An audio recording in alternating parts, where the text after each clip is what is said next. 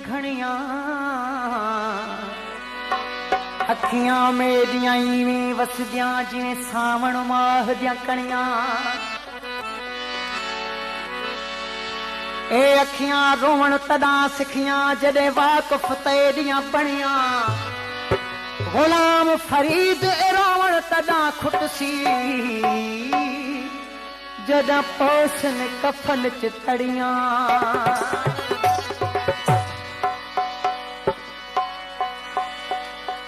सजन हलिया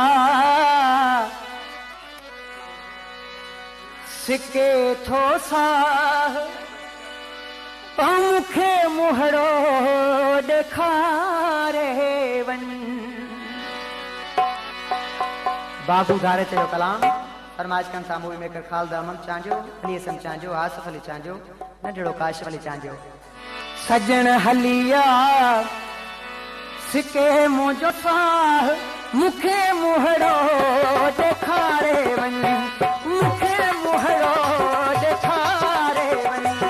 सजन हलिया सिके मुझो साह, सजन हलिया सिके मुझो साह मुखे मुहड़ो ॾेखारे वन, मुखे मुहड़ो ॾेखारे वन।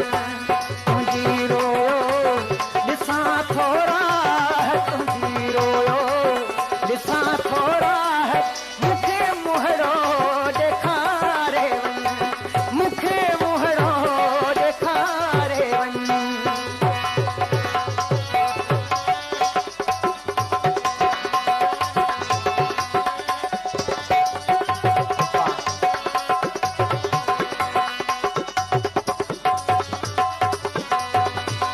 इहे दूरियूं ऐं मजबूरियूं अलाए कॾहिं थींदियूं पूरियूं।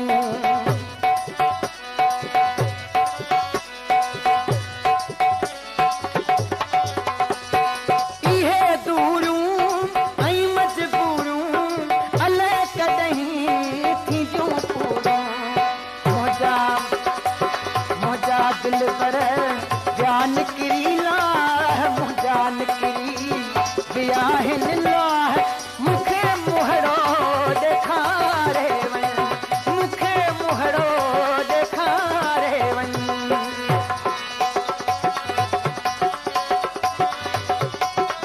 भाउ अब्दुल जब्बार लाहिरी ऐं भाउ सफ़र शाहाणी माथोराय सभिनी जो जिने नाम नाम।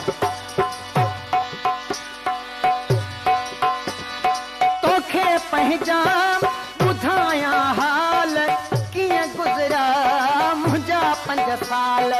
मुंहिंजे घर में आणे ई अल्लाह, मुंहिंजे घर में आणे ई अल्लाह। ओ मुखे मुहड़ो ॾेखारे वन, पीड़ी मुहड़ो ॾेखारे वन। सजन हलिया सिके मुझो साह मुखे मुहड़ो ॾेखारे वन, पीड़ी मुहड़ो ॾेखारे वन। हाँ मीरा डायरी जैसा और का नाम लो।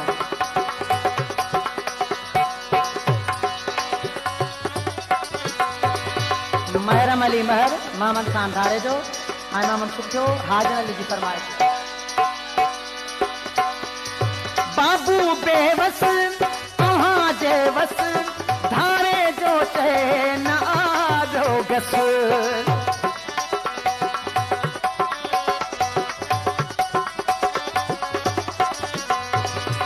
बाबू बेवस अव्हां जे वस धारे जो चए न आजो गस। फक़त घुर्जे अव्हां जो चाह, फक़त घुर्जे अव्हां जो चाह।